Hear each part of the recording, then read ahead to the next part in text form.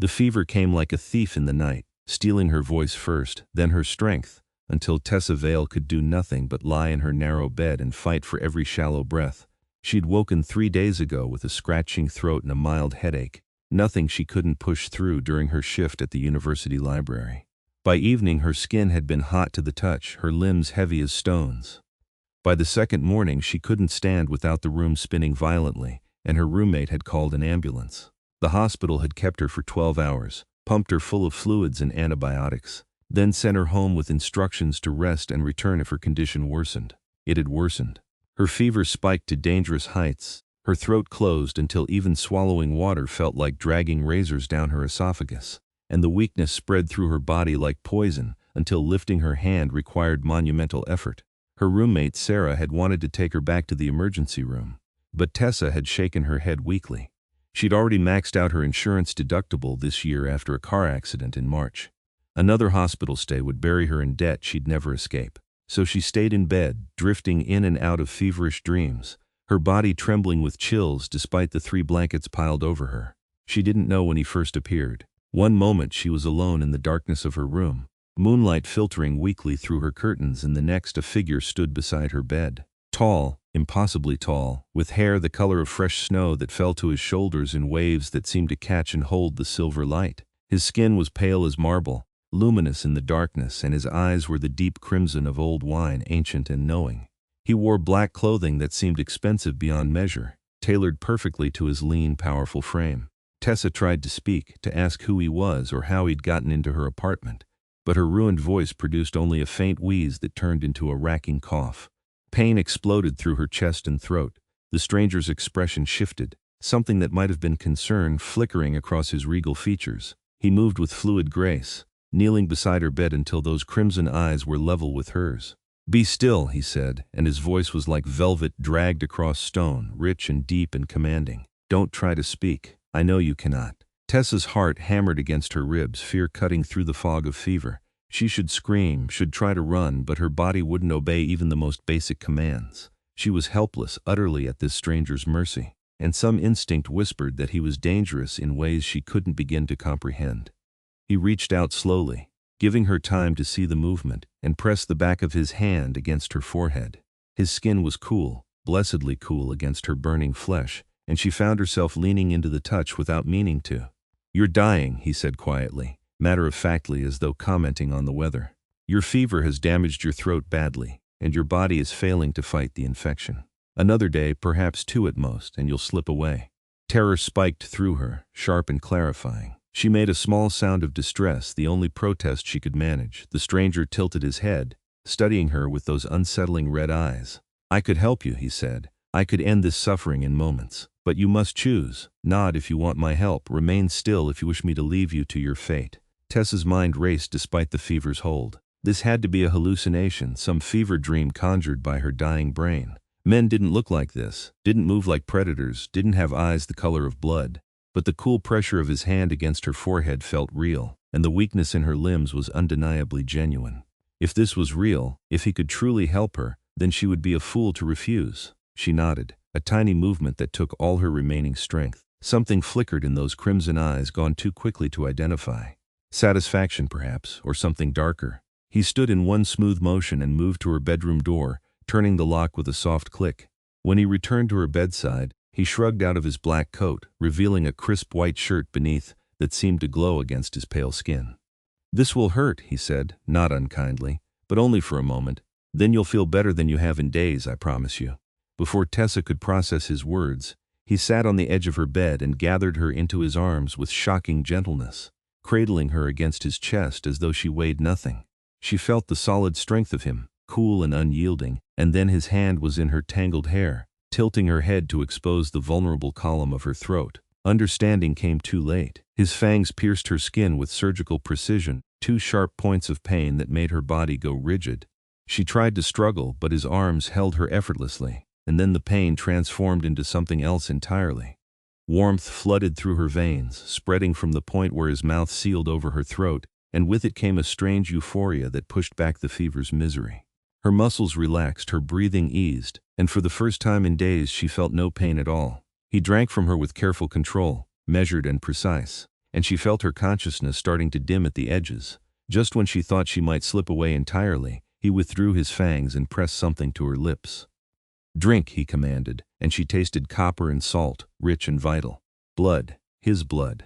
Revulsion and desperate thirst warred in her mind, but her body made the choice for her, swallowing convulsively as he fed her from his wrist. Power flooded through her, chasing away the weakness and fever like the sun burning through fog. Her throat stopped hurting, her chest expanded easily, and strength returned to her limbs in a rushing wave. After 3 swallows, he pulled his wrist away and the wound on it closed before her eyes, flesh knitting together seamlessly. Tessa gasped, drawing in her first full breath in days, and her hand flew to her throat. The skin was smooth and unbroken beneath her fingers, no trace of his bite remaining. "What did you do to me?" she whispered, her voice hoarse but functional. Relief at being able to speak again warred with horror at what had just happened. The stranger stood, retrieving his coat with elegant economy of motion. "I saved your life," he said simply. "The exchange of blood will heal you completely within hours. Your throat is already mending, your fever broken. By morning, you'll feel as though you were never ill at all." "But you're a vampire," Tessa breathed, the word feeling absurd on her tongue even as she knew it was true. Nothing else could explain his appearance, his strength, the way he'd drunk from her and healed her with his blood. "I am," he confirmed, inclining his head slightly. "My name is Marius Reinhardt, and I am king of the northern courts, and you, Tessa Vale, are now under my protection." "How do you know my name? Why did you come here?" "I don't understand any of this." The questions tumbled out of her, no longer painful to speak. She pushed herself up to sitting, marveling at how easy the movement had become. Marius regarded her with an expression she couldn't read. "You work at the university library. 3 weeks ago, a vampire entered during evening hours, hunting you. You didn't notice him following you through the stacks, watching you, choosing you. I arrived before he could act and dealt with him appropriately. But I've been monitoring your safety since then, ensuring no others made similar attempts. When I sensed your life force dimming tonight, I came to investigate and found you burning with fever. Someone was hunting me. Why?" Tessa's mind reeled, trying to process this impossible information. 3 weeks ago she'd worked several evening shifts, but she'd noticed nothing unusual, no one following her, because vampires find human blood intoxicating, and some have less control than others. The one who stalked you was young and reckless, recently turned and answering to no court. He would have killed you messily and left evidence that could expose our kind. I couldn't allow it. Marius moved to her window, gazing out at the night. "Our laws are strict. Humans must not learn of our existence, and those who would reveal us through careless violence must be eliminated. So you saved me tonight because you've been watching me." "That's not creepy at all," Tessa said, but she heard the tremor in her own voice. Fear still pulsed through her, but it was mixed with reluctant gratitude. Whatever his reasons, he had saved her life. Without his intervention, she would have died in this bed, alone and in agony. Marius turned to face her, and something in his expression softened fractionally. "I've been ensuring your protection, not spying on you for entertainment. There's a difference. When I eliminated the vampire who stalked you, I took responsibility for your safety. It's our law. A life saved must be guarded until the debt is discharged." "What debt? I didn't ask you to save me from someone I didn't even know was there," Tessa protested, though she was already pulling back her blankets, needing to move, to confirm that her body truly was healing. "Nevertheless, the debt exists. You now carry a trace of my blood in your veins. It will fade in time, but until it does, other vampires will sense my claim on you. Most will leave you alone because of it." He paused, then added quietly, "Some will see you as a challenge." Tessa stood on shaking legs, testing her balance. The dizziness was gone, her muscles responding normally. It felt like a miracle, like waking from a nightmare into sudden wellness. She made her way to the mirror hanging on her closet door and examined her reflection. She looked pale and tired, dark circles under her brown eyes, her auburn hair tangled and limp, but alive. Definitely alive. "How long will you have to protect me?" she asked, meeting Marius's reflected gaze in the mirror. "Until the trace fades. A few months, perhaps longer, or until I choose to release you from the bond." He moved closer, silent as a shadow, and she saw them side by side in the mirror. He towered over her 5'6" frame, all lean power and dangerous grace, looking like something out of a Gothic painting. "I won't interfere with your life unnecessarily. You'll barely know I'm there. Except you'll be watching me constantly," Tessa said, wrapping her arms around herself. The vulnerability of it struck her suddenly. This impossibly powerful creature would be monitoring her every move, seeing her at her most mundane and private moments. "I'll be watching for threats," Marius corrected. "I have no interest in your daily routines or personal affairs. My concern is your safety alone. Tessa turned to face him properly, tilting her head back to meet those crimson eyes. Up close, his beauty was almost painful to look at, too perfect and otherworldly to be human. His features were aristocratic and sharp, his bone structure elegant, and despite the coolness of his skin, she found herself drawn to him in a way that made no logical sense. "Why do you care if I live or die?" she asked. "You said it's about law and debt, but there has to be more to it than that. You're a king. Surely you have more important things to do than babysit a random college student." Something flickered across his face, an emotion that came and went too quickly to name. "Perhaps I'm simply ensuring the law is followed," he said, but his tone suggested there was more he wasn't saying. "Rest now. Your body needs time to complete the healing. I'll be nearby if any threat arises." "Wait," Tessa said as he turned toward the window. "Are you going to come back? Should I expect you to appear in my room whenever you feel like it?" Marius glanced back at her, and for the first time, the corner of his mouth lifted in something that might have been the ghost of a smile. "I'll try to be less alarming next time. Perhaps I'll knock." Then he opened her window, a 4-story drop yawning beyond it, and stepped out onto the ledge as easily as stepping through a doorway. Before she could cry out, he was gone, dropping into the darkness and leaving her alone in her room with the window open and the cool night air rushing in. Tessa stood frozen for a long moment, then rushed to the window and looked down. The street below was empty, no sign of Marius or anyone else. She closed the window with shaking hands and locked it, though she suspected locks meant nothing to him. Her phone buzzed on her nightstand, making her jump. A text from Sarah. "Staying at Jake's tonight, back tomorrow. Feel better?" Tessa sat heavily on her bed, pressing her hands to her face. Everything felt surreal, like she'd slipped sideways into someone else's life. Vampires were real. A vampire king had been protecting her without her knowledge. She'd been dying and he'd saved her by feeding her his blood, which apparently created some kind of bond that meant other vampires could sense his claim on her. She should be terrified. She was terrified, but she was also alive, breathing easily, her throat clear and her strength returned. Whatever else Marius Reinhardt was, he'd given her back her life tonight. Exhaustion crashed over her suddenly, the emotional whiplash of the evening catching up despite her physical recovery. She crawled back into bed, pulling the blankets up, and closed her eyes. Sleep came quickly, deep and dreamless and healing. When she woke to sunlight streaming through her window, she felt better than she had in weeks. Her fever was gone completely, her throat showed no sign of damage, and her body felt strong and rested. For several minutes she lay there, wondering if the entire night had been some bizarre fever dream. But the window lock was still engaged where she'd secured it, and when she checked her phone, she saw it was nearly noon. She'd slept for over 12 hours. Tessa showered, relishing the hot water and the simple act of standing upright without assistance. She dressed in jeans and a soft sweater, then ventured into the apartment's small kitchen to make coffee. Sarah still wasn't home, the apartment quiet around her. As she waited for the coffee to brew, Tessa found herself touching her throat repeatedly, feeling for the bite that wasn't there. Had it really happened? Had Marius Reinhardt really existed? Or had her fever conjured an elaborate hallucination? The knock on her door made her jump, sloshing coffee over the rim of her mug. She set it down carefully and moved to check the peephole. A delivery man stood in the hallway holding a large black box tied with silver ribbon. Wary now, Tessa opened the door but kept the chain engaged. "Can I help you?" "Delivery for Tessa Vale," the man said, holding up the box. "I didn't order anything." "It's a gift, miss. No signature required." He set the box down carefully outside her door, nodded politely, and headed back toward the elevator. Tessa waited until he was gone, then unhooked the chain and retrieved the box. It was surprisingly heavy, the black paper expensive and the silver ribbon real silk. She brought it inside and set it on the kitchen counter, her heart beating faster. Inside, nestled in layers of black tissue paper, she found a phone. Not just any phone, but the latest model, sleek and expensive, and definitely not something she could afford on her library salary. A small card rested on top, heavy cream cardstock with elegant script in black ink for your safety. "My number is programmed. Use it if you need me." Tessa picked up the phone and turned it on. It was already activated, already set up with a single contact, Marius. No last name, just that single word. She should throw it away. She should block the number and pretend none of this had happened. Instead, she found herself typing a message. "This is too much. I can't accept this." His reply came within seconds. "Yes, you can. Keep it with you at all times." She stared at the screen, then typed. "You said you wouldn't interfere with my life." The phone rang, his name flashing on the screen. After a moment's hesitation, she answered.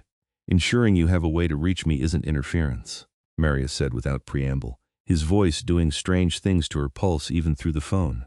It's common sense. It's $1,000 phone, Tessa countered. That's not common sense, that's excessive to you perhaps. To me, it's negligible. She could hear the shrug in his voice. Your previous phone is outdated and vulnerable to hacking. This one has security measures that will make it much harder for anyone to track your location or communications. Why would anyone want to track me? Because you carry my blood, Tessa. Because some vampires in other courts will view you as a vulnerability they can exploit. Because I have enemies who would love nothing more than to harm something under my protection. His tone remained calm, but she heard the steel beneath it. This isn't paranoia, it's reality. Keep the phone, use it.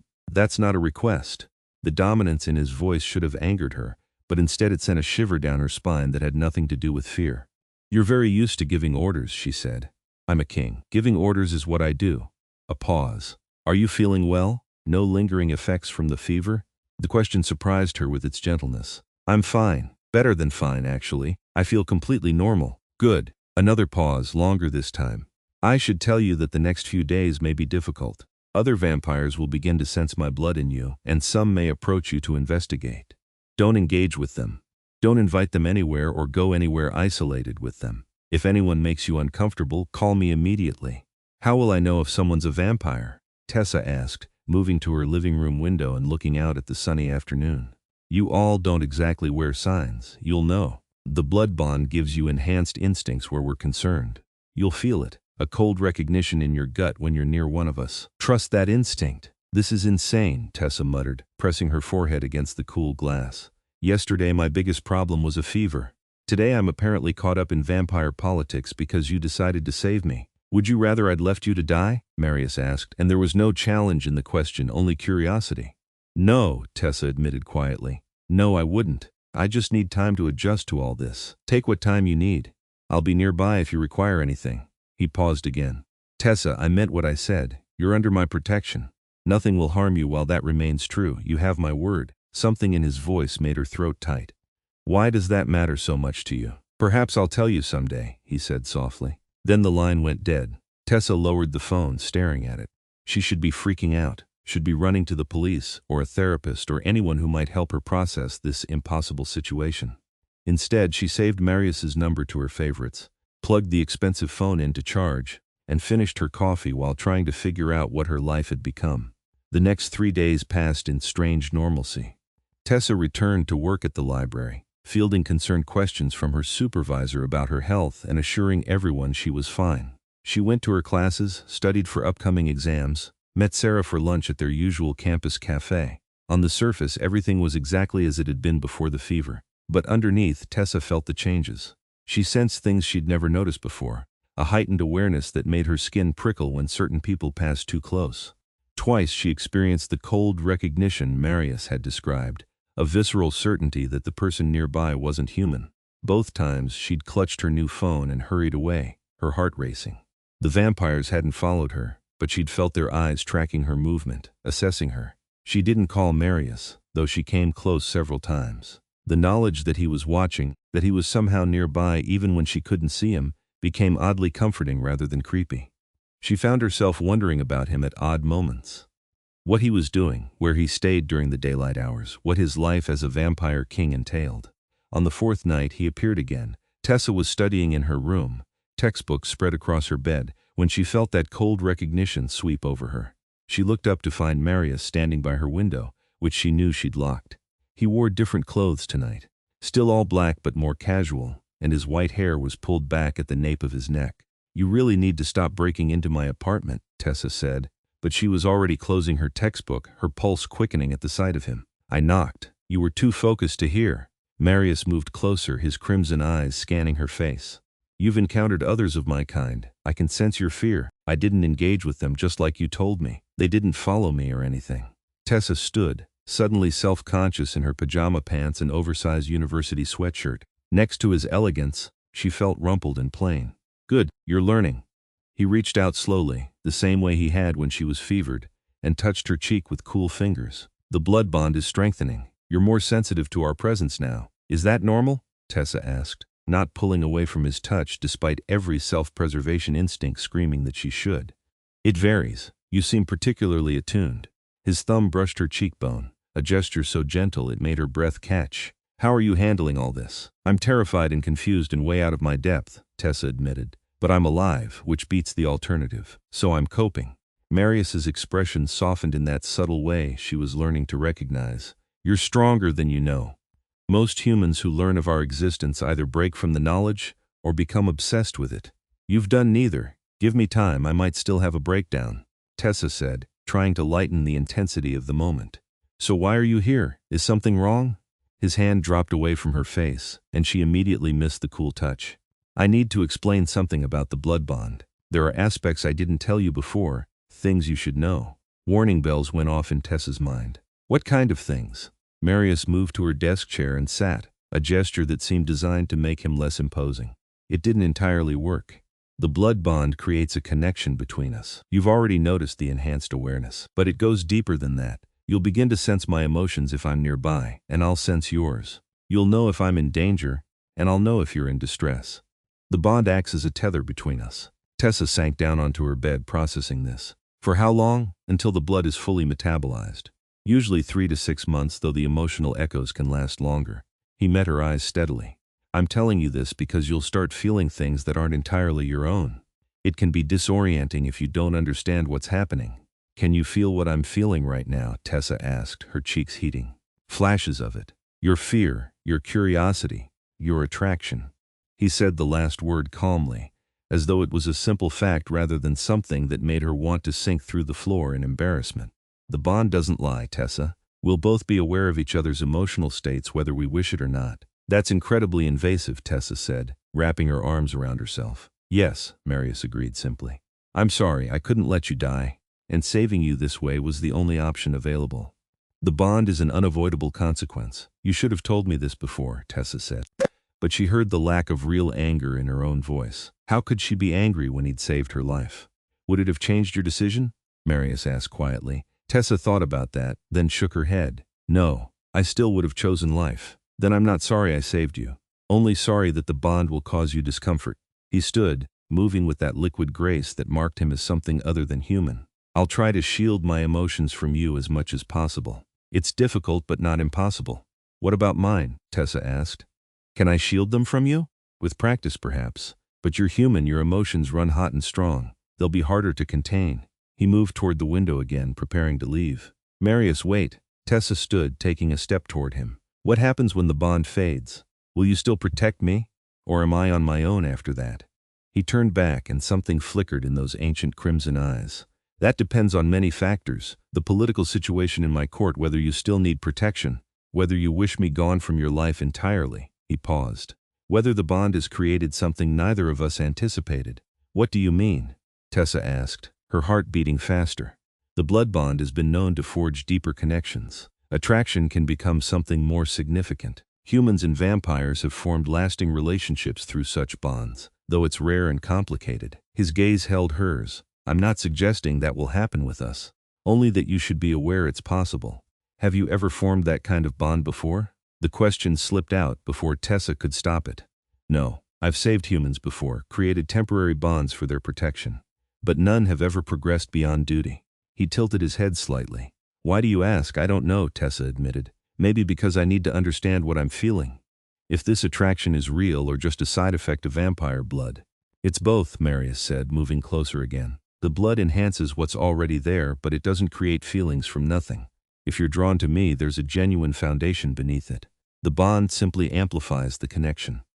"That's not exactly reassuring," Tessa said, but she didn't back away as he approached. Honesty rarely is. He reached out and tucked a strand of her auburn hair behind her ear, his fingers lingering. "You should know something else. The attraction isn't one-sided. I've been drawn to you since the first time I saw you in the library, before I ever saved you from the rogue vampire." "Why do you think I was there that night?" Tessa's breath caught. "I thought you said he was hunting me and you intervened." "He was. But I was already watching you, had been for several nights. I found you fascinating in ways I couldn't explain." His thumb traced her jawline. "When I sensed the rogue stalking you, I eliminated him partially to enforce our laws, but mostly because I couldn't bear the thought of you being harmed." "You're saying you've been interested in me this whole time?" Tessa asked, her voice barely above a whisper. "Interested. Intrigued. Drawn to you in ways I haven't experienced in centuries."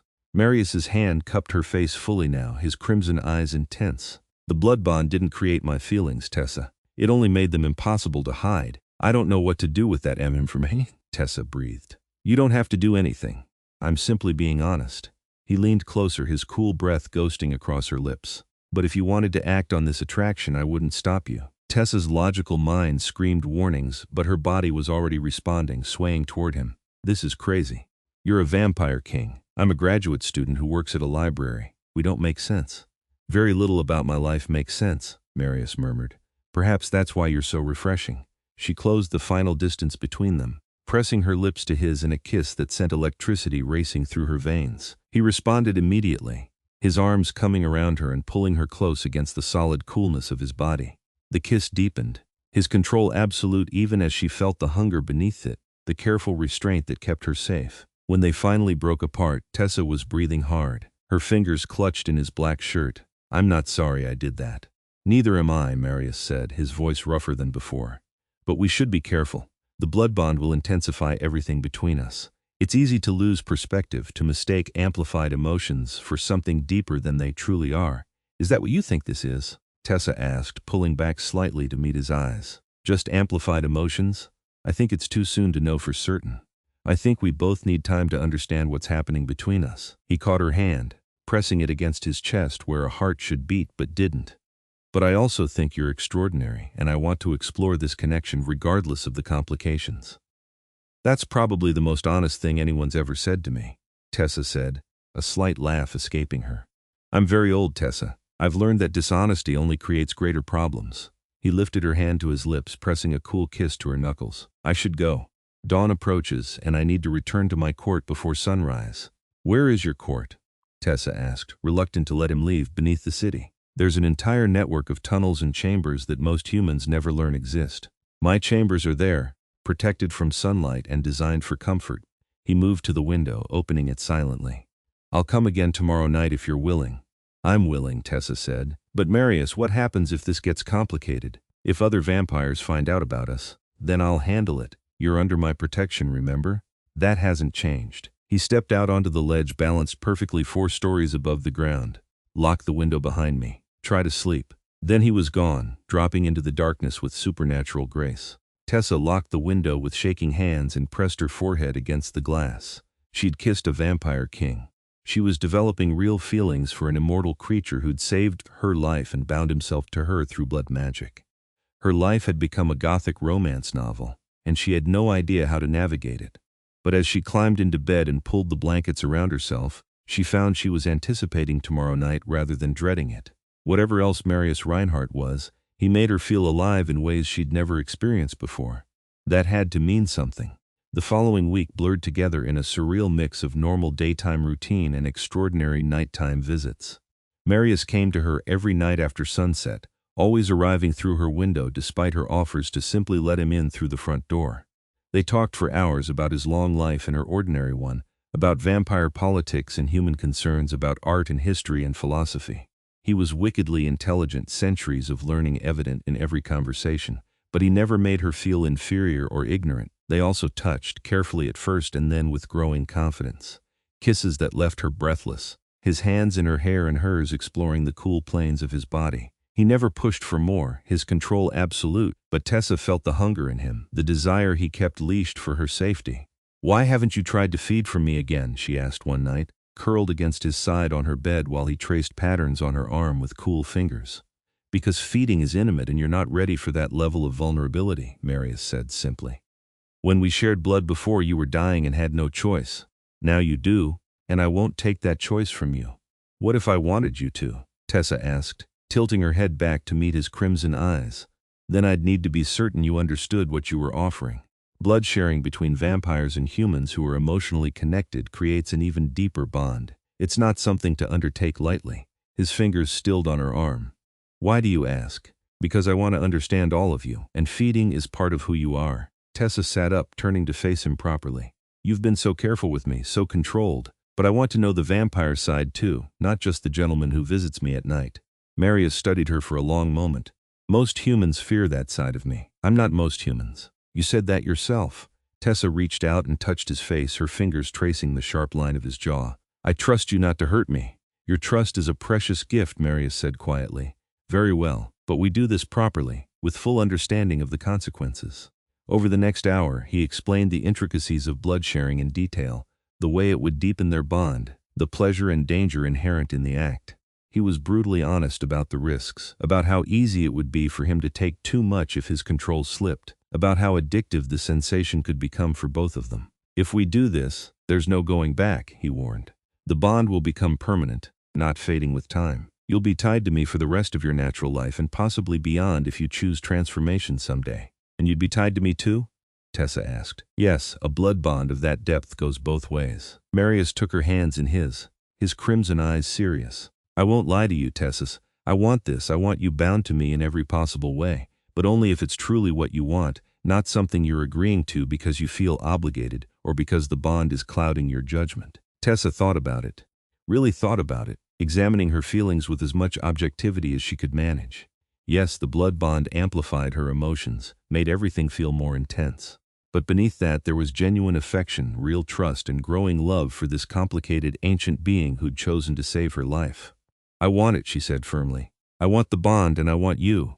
Then come here, Marius said, pulling her into his lap with gentle strength, and trust me to keep you safe. This time, when his fangs pierced her throat, she was fully aware and willing.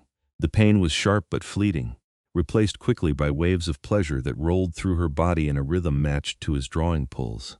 She felt his emotions flooding through the bond, his desire and restraint, his hunger and his care for her well-being. When he withdrew his fangs and sealed the wound with his tongue, she felt bereft, incomplete. Now you, he said, his voice rough with barely controlled need. He drew a nail across his wrist, opening a vein that welled with dark blood. Drink. Tessa pressed her mouth to the wound and drank deeply, the rich copper taste filling her senses. Power flooded through her, but more than that, she felt Marius fully for the first time. His ancient strength, his loneliness spanning centuries, his fierce protectiveness toward her, and beneath it all, love. He loved her completely and without reservation, in ways he hadn't allowed himself to feel in lifetimes. When she pulled back, the wound closing beneath her gaze, tears were streaming down her face. I feel everything, she whispered. Everything you feel for me. And I feel your love in return, Marius said, cupping her face and wiping away her tears with his thumbs. It's real, Tessa, not just the bond. What we feel for each other is genuine. She kissed him then, tasting his blood on both their lips, and this time when his control fractured slightly, she welcomed it. They made love slowly, carefully, his supernatural strength leashed but his passion evident. He was attentive and patient, making sure she found pleasure before taking his own, and when it was over, she lay curled against his cool body, feeling more complete than she'd ever felt in her life. What happens now? She asked, tracing patterns on his bare chest. Now we figure out how to build a life together, Marius said, running his fingers through her hair. It won't be easy. There will be vampires in my court who object to my involvement with a human. There will be dangers I can't entirely protect you from, but if you're willing to face those challenges, I'll stand beside you through all of it. I'm willing, Tessa said, as long as you answer one question honestly. Anything. When the time comes, when I'm old and dying and you're still exactly as you are now, will you give me the choice to become like you? Marius was silent for a long moment, his fingers stilling in her hair. Yes, he said finally. If that's what you truly want, when the time comes, I'll transform you. But Tessa, you need to understand what you'd be giving up. Sunlight, warmth, many of the simple pleasures of human existence. Immortality is both gift and curse, I know. But I'd rather have eternity with you than a normal lifetime without you. She tilted her head back to meet his eyes. Is that the bond talking, or is it really me? It's really you, Marius assured her. The bond doesn't change your core desires, only reveals them more clearly. If you want forever with me, then that's a genuine wish, not a manufactured one. Good, Tessa said, settling back against him. Then we have a plan. I'll finish my degree, live my human life, and when the time feels right, I'll join you in the darkness. That simple? Marius asked, but she heard the smile in his voice. That complicated, Tessa corrected, but worth it. They lay together until the sky began to lighten beyond her window, and Marius reluctantly disentangled himself from her embrace. I need to go before the sun rises. But I'll return tonight, and every night after if you'll have me. I'll have you, Tessa promised, watching as he dressed with efficient grace. Be careful going back to your court, always. He kissed her one last time, deep and thorough, then slipped out the window and into the fading darkness. Tessa locked the window behind him and climbed back into bed. surrounded by his scent and the lingering echo of his emotions through their bond. She should sleep, should rest before her morning classes, but she felt energized despite the late hour. Life stretched before her with new possibilities, complicated and dangerous and absolutely extraordinary. The complications began 3 days later. Tessa was working her afternoon shift at the library, shelving books in the history section, when that cold recognition swept over her. She turned to find a vampire standing at the end of the aisle, watching her with calculating golden eyes. Unlike Marius's elegant appearance, this vampire had a harder edge, his white hair cropped short and his features sharp with barely contained aggression. "You carry Marius Reinhardt's scent," the vampire said without preamble. "His blood runs in your veins." "And you are?" Tessa asked, keeping her voice steady despite the fear pulsing through her. "Dmitry Volkov, I serve in the Eastern courts." He moved closer, prowling like a predator. "Tell me, little human, does our northern king know what a weakness you represent? How easy it would be for his enemies to use you against him?" "I'm sure he's considered it," Tessa said, backing away slowly. The library was full of people, students studying at tables, other staff members working nearby.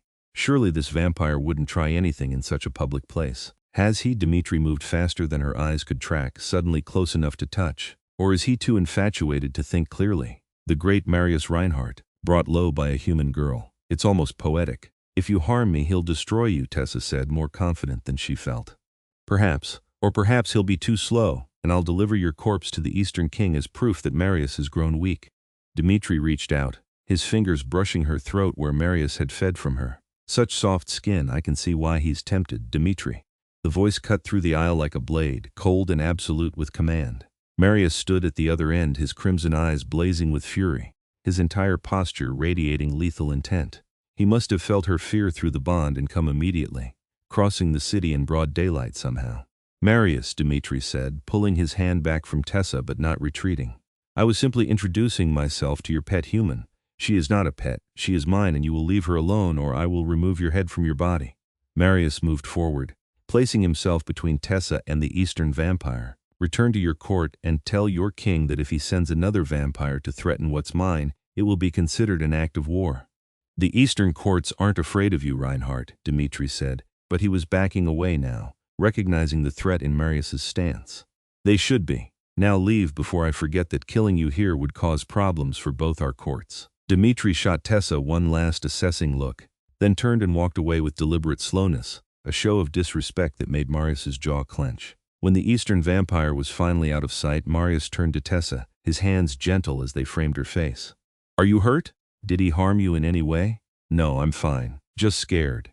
Tessa leaned into his touch, not caring that they were in public, that people might see. "How did you get here in daylight?" "The tunnels. There's an entrance in the library's basement, connected to the university's old underground network. I felt your fear through the bond and came immediately." His thumb stroked her cheekbones. "I'm sorry. I should have anticipated that the Eastern courts would try something like this." "What do they want?" Tessa asked. "To weaken my position. There's a power struggle happening among the courts, has been for decades. My court holds significant territory and influence, which makes other kings nervous. If they can prove I've become vulnerable because of my attachment to you, they'll use it to challenge my authority." "Then maybe we should stop this," Tessa said, even though the words hurt to speak. "Maybe I should end the bond, leave the city, keep you safe from political fallout." "No." The word was absolute, no room for argument. "I won't give you up to satisfy power-hungry rivals. If they want a war, they'll get one, but you're staying by my side regardless." "Marius, I don't want to be the reason your court falls into conflict. You're not the reason. Their ambition is the reason. You're simply an excuse they're trying to use." He kissed her forehead gently. "Trust me to handle this, Tessa. I've been navigating vampire politics for 500 years. I know what I'm doing." 500 years? Tessa asked, momentarily distracted. "You never told me your age because it's somewhat alarming when translated to human terms," Marius said with a ghost of a smile. "But yes, I was turned in 1526 during the reign of Charles V. I've seen empires rise and fall, wars reshape the world, technology transform human existence. And in all that time, I've never found anything as precious as what I have with you." "That's not fair," Tessa said, her eyes stinging with tears. "You can't say things like that and expect me to think rationally." "I'm not expecting rationality, I'm asking for faith." He pulled her close, holding her against his chest. "Have faith that I can protect you and my court simultaneously. Have faith that we can navigate these complications together." I have faith in you, Tessa said against his shirt. I just don't have faith that the universe will let us be happy. Then we'll make our own happiness despite the universe's objections, Marius said. Now come with me. I'm taking you somewhere safer than this library. I'm working. I can't just leave my shift. Tessa, the Eastern courts have made their intentions clear. You're not safe here, not without direct protection. His voice gentled. Please, let me keep you safe. She pulled back to meet his eyes and saw the genuine concern there, the fear he was trying to hide beneath his confident exterior. Through the bond she felt his emotions clearly. Terror at how close Dmitri had come to harming her, determination to keep her protected, and love so fierce it made her breath catch. Okay, she said. Let me tell my supervisor I have an emergency, then I'll come with you. 10 minutes later, she was following Marius through a staff-only door and down a set of stairs she'd never noticed before. The library's basement was old and dusty, filled with outdated equipment and forgotten storage. Marius led her to what appeared to be a maintenance closet, but when he pressed on a particular section of wall, it swung inward to reveal a tunnel carved from stone. These run beneath the entire old city, Marius explained as they descended into the darkness. He produced a small flashlight from his pocket, the beam cutting through the gloom. Built in the 1800s for various purposes, but abandoned decades ago. My court claimed them and expanded the network significantly. How big is your court? Tessa asked, one hand on the cool stone wall to steady herself. 43 vampires directly under my rule, with perhaps another 100 allied with my court but not living in the underground complex. We're one of the larger courts in North America, which is why the Eastern and Western kings view me as a threat. The tunnel opened into a larger chamber and Tessa gasped. The space was magnificent, carved stone giving way to elegantly appointed rooms with furniture that looked centuries old but perfectly preserved. Tapestries hung on the walls, depicting historical scenes she didn't recognize, and soft lighting came from sources she couldn't identify, creating an ambiance that was both medieval and modern. This is incredible, she breathed, turning in a slow circle. This is just the entrance hall. My personal chambers are deeper in. Marius took her hand, leading her through corridors that branched and wound through the underground complex. They passed several other vampires, all of whom stopped to stare at her with varying degrees of curiosity and hostility. Each one had the same distinctive appearance. White hair, pale skin, and eyes in shades of red or gold or amber. Finally, Marius opened a heavy wooden door and drew her inside. His chambers were spacious, decorated with clear wealth but also surprising warmth. Books lined multiple shelves, art adorned the walls, and a massive bed dominated one corner, draped in dark fabrics that looked sinfully soft. You can stay here as long as you need to, Marius said, closing and locking the door behind them. No one will enter without my permission. Marius, I can't hide down here indefinitely. I have classes, work, a life above ground. Tessa moved to examine a painting on the wall, recognizing the style as Renaissance era. I know, but until I can arrange a meeting with the Eastern King and establish clear boundaries, you're safer here. He came up behind her, his arms encircling her waist. I'm sorry. I know this isn't the life you signed up for. I signed up for you, Tessa said, leaning back against him. The complications come with the territory. They stayed in his chambers for the rest of the day, talking and planning and simply being together. Marius explained the intricacies of vampire court politics in detail, helping her understand the power structures and alliances that governed their world. She learned that the northern courts valued honor and ancient traditions, that the eastern courts were aggressive and expansionist, and that the western courts preferred isolation and secrecy above all else. There's going to be a gathering next month, Marius said as evening approached. All the court kings and their highest-ranking vampires, meeting to discuss territory disputes and political matters. It happens every decade, strictly neutral ground with laws against violence. Will you go? Tessa asked. I have to. It's expected, and my absence would be seen as weakness. He paused. I want to bring you with me. Is that allowed? Humans at a vampire gathering? It's unusual but not forbidden, and it would send a clear message. You're not a secret I'm ashamed of. You're my chosen partner and under my official protection. The other courts would have to respect that or face direct challenge. Or it could paint an even bigger target on my back, Tessa pointed out.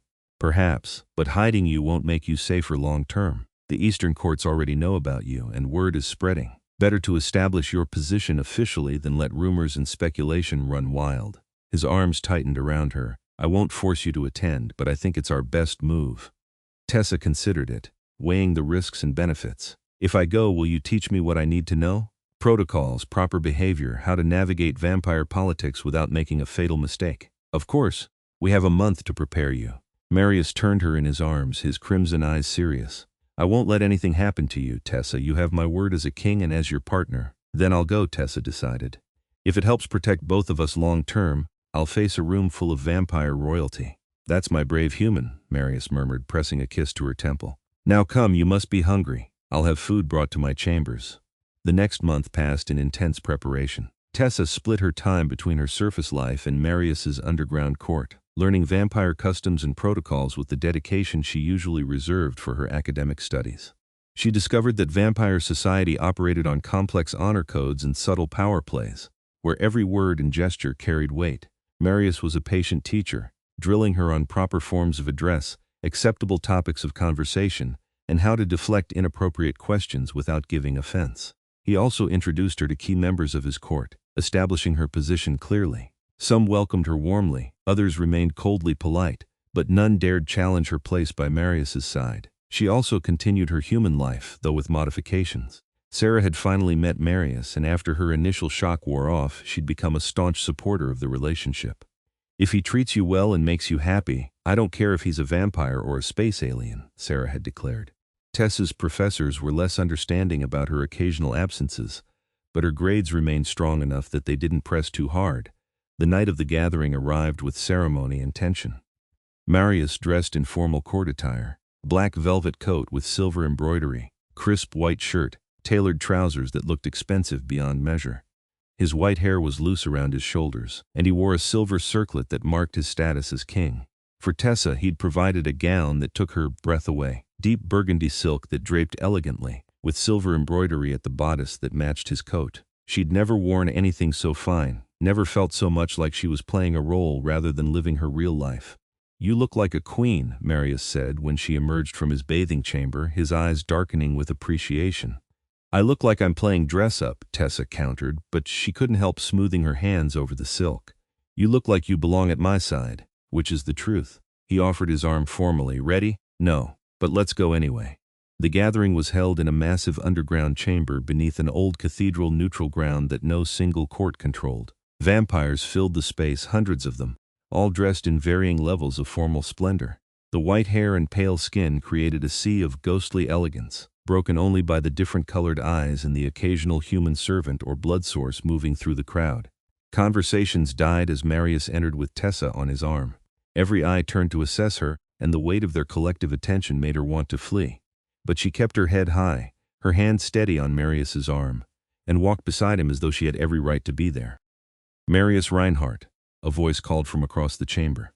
A vampire approached, taller than Marius and broader, with golden eyes that glittered with challenge. Bold of you to bring a human to these proceedings. Constantine, Marius replied evenly. May I present Tessa Vale, my blood-bonded partner? Tessa, this is Constantine Dragov, king of the Eastern courts. A pleasure, Tessa said, executing the slight bow Marius had taught her, appropriate for greeting a vampire king of equal rank to her partner. Is it? Constantine's gaze raked over her assessingly. I hear you've caused quite a stir in our world, little human. Marius has never bonded so deeply with one of your kind before. Then I'm honored to be the first, Tessa said, keeping her voice calm despite the intimidation tactics. Bold words. I wonder if you'll still feel honored when the inevitable complications arise. Constantine turned his attention back to Marius. We should speak privately, you and I, about territorial boundaries and appropriate behavior. Later, Marius said, his tone leaving no room for argument. First, I believe we have formal proceedings to attend. Constantine's jaw tightened, but he inclined his head and moved away. Other vampires approached throughout the evening, some friendly, others testing her composure. Tessa answered questions carefully, deflected subtle insults, and represented herself well according to the standards Marius had taught her. The formal proceedings were tedious, vampires discussing territory disputes and resource allocations with terminology she barely understood. But she stood beside Marius throughout, a visible symbol of his commitment to their bond, and slowly the hostile attention began to shift to grudging acceptance. During a break in the proceedings, a female vampire approached, her amber eyes kind despite the predatory grace of her movement. You're handling this remarkably well, she said. I'm Elena Sokolov, king of the Western courts. Thank you, Tessa said, surprised by the warmth in the vampire queen's tone. I wanted to tell you that not all of us view your bond with Marius as weakness, Elena continued. Some of us remember when our kind formed genuine connections with humans, before the laws became so restrictive. It's refreshing to see a king brave enough to challenge tradition. I appreciate that more than you know, Tessa said honestly.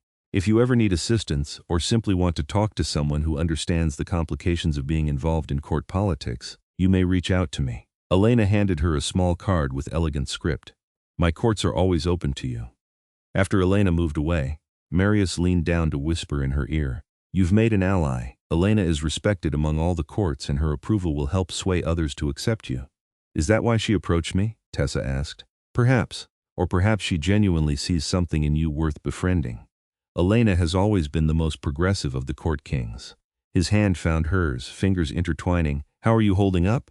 I'm exhausted and overwhelmed, but I think we're succeeding, Tessa admitted. We are. You're magnificent. He pressed a kiss to her temple, a public display of affection that sent whispers through the nearby vampires. Just a few more hours, then I can take you home. The evening wore on and Tessa's feet ached in the formal shoes despite the cushioned insoles Marius had provided. She was making small talk with a vampire from the northern courts when Constantine appeared again, his expression calculating. Marius, I believe we have that private conversation to complete, the Eastern King said. Very well, Marius turned to Tessa.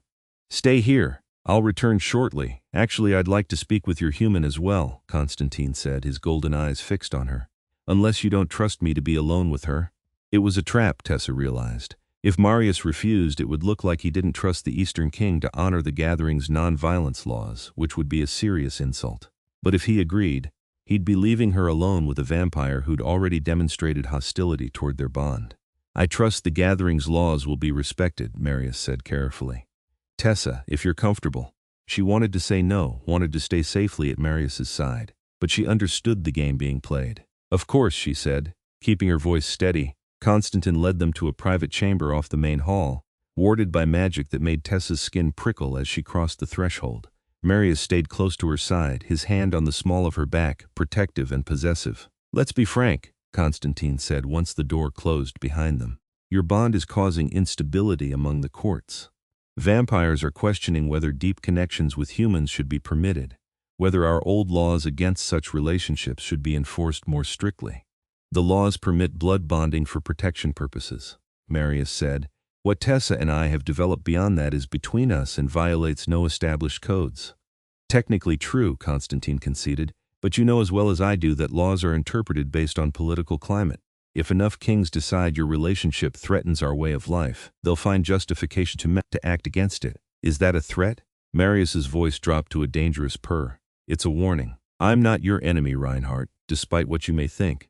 But I'm also not blind to the growing concerns among the courts. Constantine's golden eyes shifted to Tessa. Tell me, human, what do you get from this bond? Power? Immortality? What's your price for being the Vampire King's pet? I'm not his pet, Tessa said, letting ice creep into her tone.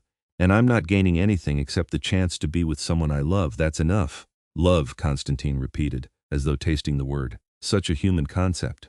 Do you truly believe a creature who's lived 5 centuries is capable of the emotion you're describing? I know he is, because I feel it through our bond every day, Tessa said. Whatever else you think of me, don't make the mistake of believing I'm naive or easily manipulated. I chose this relationship with full knowledge of the complication. Did you? Constantine moved closer, circling her like a predator. Or did the blood bond cloud your judgment, making you believe you wanted something that was really just chemical manipulation? Constantine, enough, Marius warned, tension radiating from him.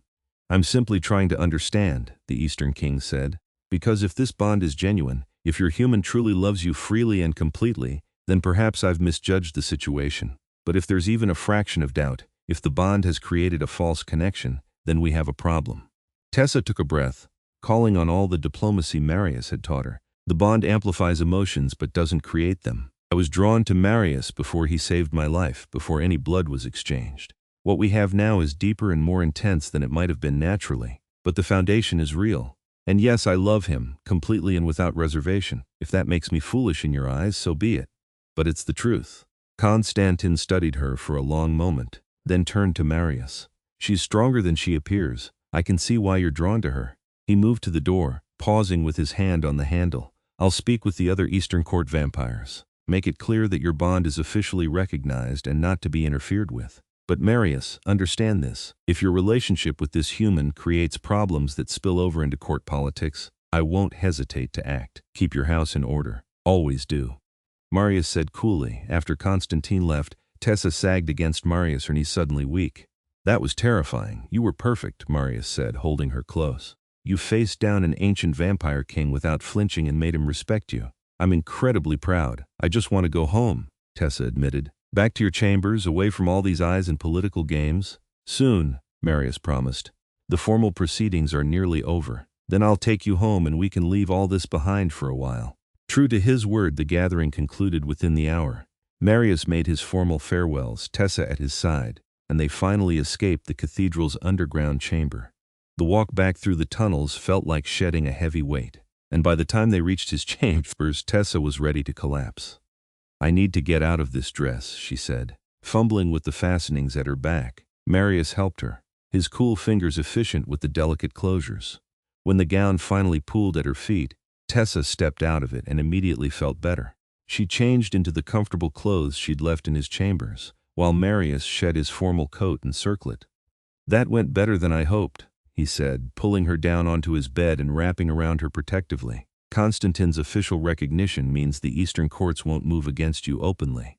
Elena's approval carries weight with the Western courts. We've achieved what we needed to. At what cost? Tessa asked, burrowing into his cool embrace. How many enemies did we make tonight? Some. But also allies, and that's what matters. His hand stroked through her hair, soothing. The path forward won't be easy, but it's navigable now. We've established your position, made clear that our bond is real and protected by law. That's more than I could have hoped for a month ago. Tessa tilted her head back to look at him. Do you ever regret it? Choosing me, binding yourself to a human who comes with so many complications? Never, Marius said fiercely. You're the best thing that's happened to me in 500 years. Whatever complications arise, you're worth every single one. I love you, Tessa said, the words coming easily now despite the intensity of emotion behind them. And I love you more than I thought possible after so many years alone. He kissed her deeply, thoroughly, pouring his emotions into the connection. Whatever comes next, we face it together. Together, Tessa agreed. The following month settled into a new normal. Tessa finished her semester with strong grades, worked her library shifts with new awareness of the supernatural world operating in the shadows, and spent most nights in Marius's underground court. The vampires who'd initially been hostile slowly warmed to her presence, recognizing that she wasn't going anywhere and that Marius's affection for her was genuine. She learned more about vampire culture, attended court functions, and slowly built relationships with individual vampires beyond just Marius. Some became genuine friends, particularly a younger vampire named Victor, who'd been turned only a decade ago, and still remembered human existence vividly. It's strange watching you navigate our world, Victor said one evening while Tessa was studying in the court's library. You're more comfortable here than most humans would ever manage. I had a good teacher, Tessa said, glancing up from her textbook. And I'm motivated to make this work. Because you love him, Victor said, not a question. Yes, because I love him. Tessa set down her pen. Victor, can I ask you something? Do you regret being turned? Sometimes, Victor admitted. I miss sunlight most of all. The warmth of it, the way it felt on my skin. And I miss food, real food with taste and texture. Blood sustains us, but it's not the same as a good meal shared with friends. He paused. But I also have time now, centuries stretching ahead to learn and experience things I never could have as a human. It's a trade-off. Marius said he'd turn me someday if I wanted it. When I'm older, when I've lived my human life. Tessa looked back at her books. I'm starting to think I want that. Not now, but eventually. The idea of eternity with him appeals to me more than a normal human lifespan without him. Then you'll make the choice when you're ready, Victor said. And for what it's worth, I think you'd make an excellent vampire. You've already got the political instincts for it. The piece lasted 6 more months. Tessa was working at the library, shelving books in her usual section when 3 vampires appeared. Not from Marius's court, she knew immediately, recognizing none of them. They surrounded her casually, cutting off escape routes. Tessa Vale, one of them said, a female vampire with silver eyes. You need to come with us. I don't think so, Tessa said, her hand moving to her phone in her pocket. I'm under Marius Reinhardt's protection and he won't take kindly to you threatening me. We're not threatening, we're inviting. Our king wishes to speak with you. The vampire moved closer, her smile showing fangs. You can come willingly, or we can make it unpleasant. Your choice. Tessa managed to press the emergency button on her phone, a feature Marius had programmed that would alert him immediately. But before she could do anything else, one of the vampires moved with supernatural speed and struck her head. Pain exploded through her skull, and darkness rushed in. She woke in an unfamiliar chamber, her head throbbing and her hands bound behind her back. The room was elegantly appointed but clearly underground, similar in style to Marius's court but with different decorations. A vampire sat in a chair across from her, watching her with calculating amber eyes. "Awake, good." The vampire stood, revealing himself as tall and powerfully built. "I am Marcus Volkov, brother to Konstantin Dragov of the Eastern Courts. And you, little human, are going to help me send a message to your vampire king." "Marius will kill you for this," Tessa said, fighting against the bindings on her wrists. "Konstantin promised to recognize our bond, to leave me alone. My brother is too cautious, too concerned with politics and honor. I have no such limitations." Marcus circled her chair slowly. "Marius Reinhardt has been a thorn in the Eastern Court's expansion plans for decades. With you as leverage, I can finally force him to concede territory and resources we've been seeking. He won't negotiate with you. He'll just come here and destroy everyone involved." Tessa tried to project more confidence than she felt. "Perhaps, but he'll have to find you first, and these chambers are warded heavily. Even a blood bond won't let him track you easily." Marcus leaned down, his face close to hers. "You're going to send him a message, telling him exactly what he needs to do to get you back alive." Terror pulsed through her, but Tessa forced herself to think clearly. Marius would have felt her fear through the bond the moment she was attacked. He was probably already searching for her, mobilizing his entire court. She just needed to survive until he arrived. "I won't help you," she said. "Then you'll suffer until you change your mind," Marcus said pleasantly. He nodded to one of the other vampires. "Begin." The pain was methodical and controlled, designed to hurt without causing permanent damage. Tessa screamed, unable to help herself, and through the blood bond she felt Marius's answering rage, his terror for her safety, his frantic search for her location. Time became meaningless, measured only in waves of pain and brief respites. Marcus asked questions she refused to answer, demanded cooperation she wouldn't give. Through it all, she held on to the certainty that Marius was coming, that he wouldn't rest until he found her. She didn't know how much time had passed when the chamber door exploded inward.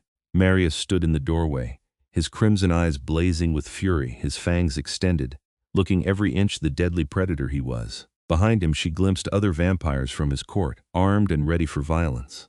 "You made a grave mistake," Marius said, his voice cold and absolute with rage. "Touching what's mine." Marcus moved to stand beside Tessa's chair, a knife appearing in his hand. One step closer, and he didn't get to finish. Marius moved faster than Tessa's eyes could track, crossing the distance between them in a blur. The knife clattered to the floor as Marius grabbed Marcus by the throat and lifted him off the ground effortlessly. "You kidnapped and tortured my blood-bonded partner," Marius said, each word precise and deadly. "Under vampire law, that gives me the right to execute you without trial or mercy. Marcus choked out. "Konstantin will understand that you acted outside his authority and brought this on yourself," Marius said. Then he twisted, and Marcus's neck snapped with an audible crack. The Eastern vampire's body crumpled to the floor, truly dead in the way that only came from catastrophic damage. The other Eastern vampires in the room had frozen, clearly not expecting such swift violence. Marius turned his crimson gaze on them, still radiating lethal intent. "Leave now or join him."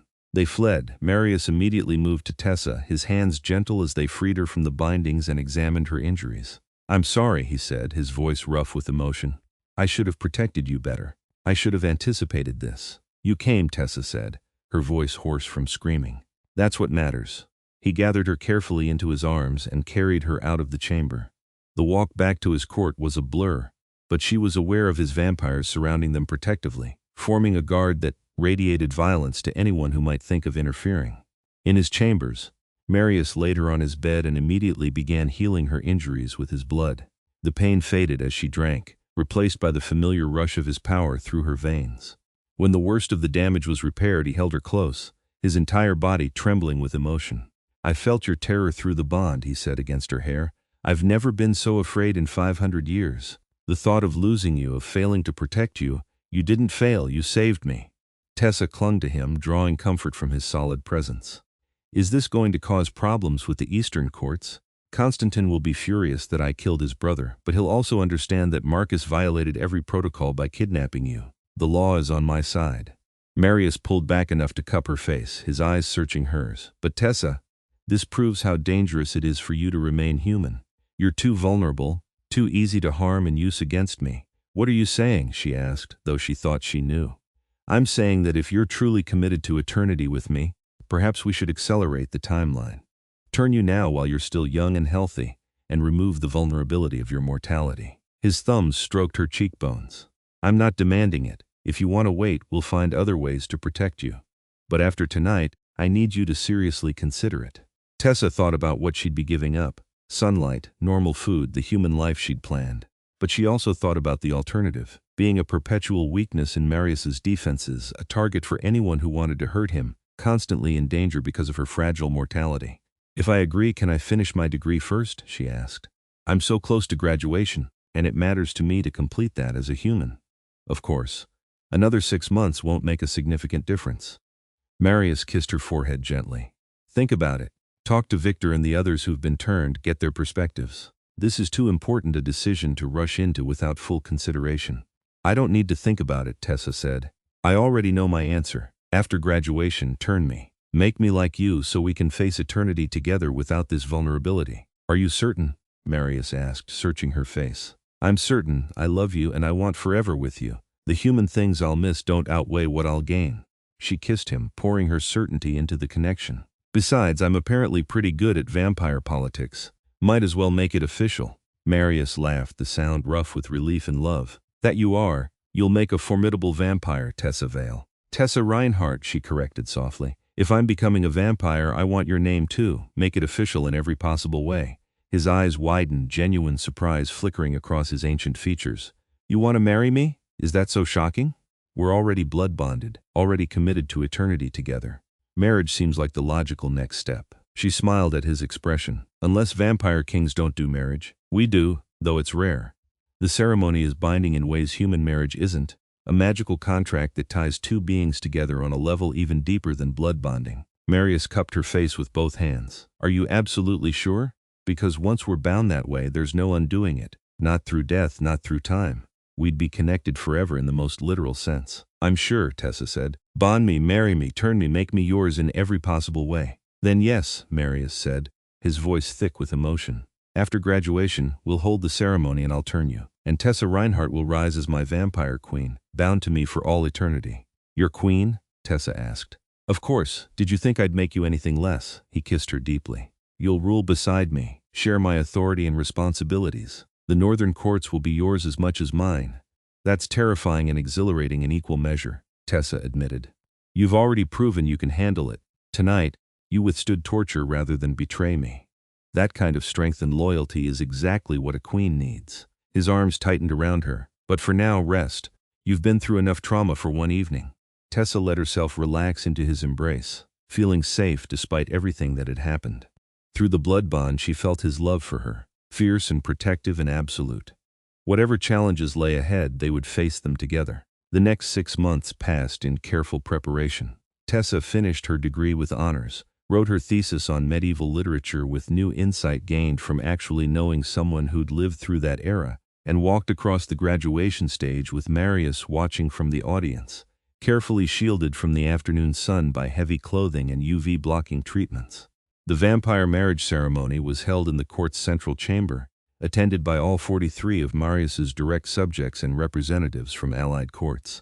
Elena Sokolov came from the western courts to witness the binding, her presence lending additional legitimacy.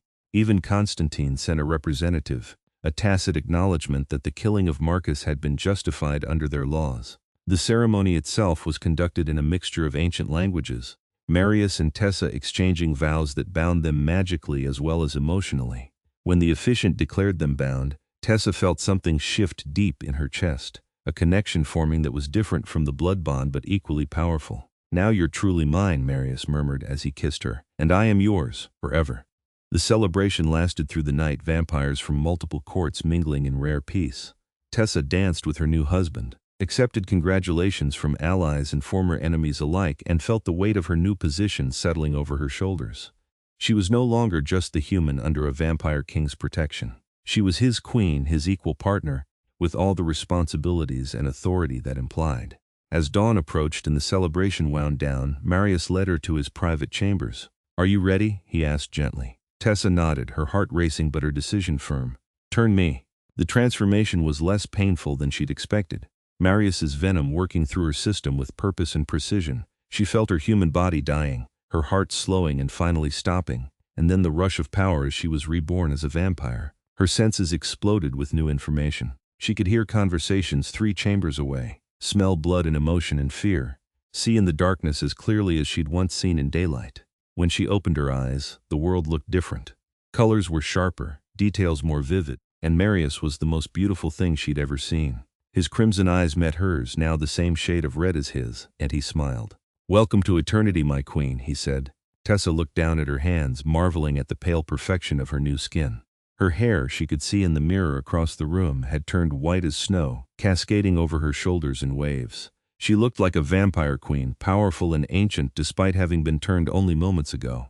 "How do you feel?" Marius asked, his hands on her shoulders. "Alive," Tessa said, then laughed at the irony. "More alive than I ever felt as a human. Everything is so intense, so vivid. Is this what you experience all the time? You'll learn to control the sensory input, to filter what you need from the overwhelming flood. But yes, this is our reality." He pulled her close, his arms around her waist. "Do you have any regrets?" Tessa thought about sunlight, about the warmth she'd never feel again, about food she'd never taste, about the simple human pleasures she'd given up. Then she thought about the centuries stretching ahead, the opportunity to learn and grow, and experience things she never could have as a mortal. And most importantly, she thought about the man holding her, the king who'd saved her life and loved her enough to bind himself to her forever. "No regrets," she said firmly. "This is exactly where I'm meant to be." They stood together in his chambers as the sun rose above ground, safe in their underground kingdom, bound together by blood and magic and love. Outside, the human world continued without them, unaware of the supernatural society operating in the shadows. But down here, in the darkness and comfort of the northern courts, Tessa had found her home. "What happens now?" she asked, leaning back against Marius's chest. "Now we begin our eternity together," he said. "I'll teach you everything you need to know about being a vampire. You'll learn to hunt, to use your new abilities, to navigate court politics from a position of power rather than vulnerability. And together we'll rule the northern courts and face whatever challenges come our way." "Sounds perfect," Tessa said. "It won't always be easy," Marius warned. "There will be vampires who challenge your authority, who test your strength and resolve. There will be political conflicts and dangerous situations.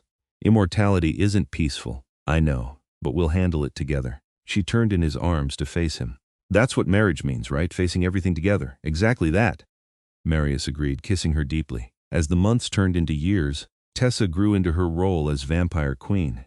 She learned to hunt ethically, taking only what she needed from willing donors or criminals who wouldn't be missed. She developed her political instincts, navigating the complex relationships between courts with growing skill. She trained with the Northern Court's warriors, learning to fight and defend herself so she'd never again be helpless when threatened. And through it all, her bond with Marius deepened. The blood connection had become something more, a partnership of equals who ruled together, loved together, and faced the challenges of immortal existence side by side. When Victor was eventually promoted to a leadership position in the court, he pulled Tessa aside. "You've come so far from the scared human girl Marius brought to us. I'm proud to serve under your leadership." "I had good teachers," Tessa said, "and a very patient husband." "He's changed too, you know," Victor said. "Before you, he was a good king but a distant one. You've made him more connected to his court, more engaged with the individual vampires, rather than just the political structure. That's valuable." Tessa thought about that later, as she and Marius prepared for another court gathering. He'd been right that her transformation would change how other courts viewed them. As a vampire queen rather than a vulnerable human, she commanded respect automatically. The challenges that had seemed insurmountable when she was mortal were merely complicated now, problems to be solved rather than threats to be feared. "What are you thinking about?" Marius asked, adjusting the silver circlet that marked her status as queen. "How different my life is now compared to 3 years ago. How I almost died from a fever, and instead I became an immortal vampire queen." She met his eyes in the mirror. "It's surreal sometimes." "Do you miss your human life?" he asked. "Parts of it," Tessa admitted. "I miss Sarah, though we still talk regularly and she's adjusted to my new reality remarkably well. I miss sunlight occasionally, though not as much as I expected. But honestly, this life is richer than anything I could have had as a human. I have you, I have purpose and power. I have eternity to learn and grow. The trade-off was worth it." "I'm glad," Marius said softly, "because I can't imagine my existence without you anymore. These past years have been the happiest of my 5 centuries, only going to get better from here," Tessa promised, turning to kiss him. "We have forever, after all." They attended the court gathering that night, presenting a united front that no vampire dared challenge. Constantine had grudgingly accepted Tessa's position after her transformation, acknowledging that a vampire queen was more politically acceptable than a human consort. Elena remained a close ally, her western courts maintaining friendly relations with the northern kingdom. As Tessa stood beside her husband, watching the intricate political dances of vampire society, she felt profound contentment. Her life had taken an impossible turn that night when fever had brought her to death's door, and Marius had knelt at her sickbed. He'd given her his blood, his protection, his love, and eventually his immortality. In return, she'd given him her heart, her trust, and her commitment to stand beside him through eternity. Together they were stronger than either could have been alone, a partnership that had transformed both of them. "What's making you smile?" Marius murmured, his hand finding hers. "Just thinking about how fever took my voice and my strength, but brought me to you," Tessa said. "How the worst moment of my life led directly to the best."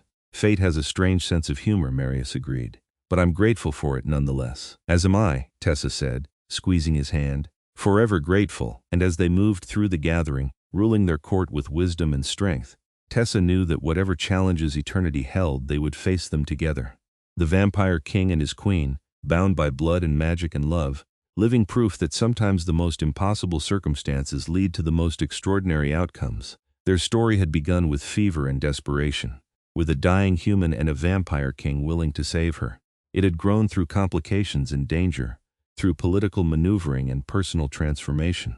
And it would continue through the centuries ahead, an eternal love forged in darkness and sustained by unwavering commitment. Tessa Vale Reinhardt had died as a human and been reborn as a vampire queen, and she wouldn't change a single moment of the journey that had brought her to this point, standing beside the ancient king who'd saved her life and won her heart. This was her destiny, her purpose, her eternal home, and it was absolutely perfect.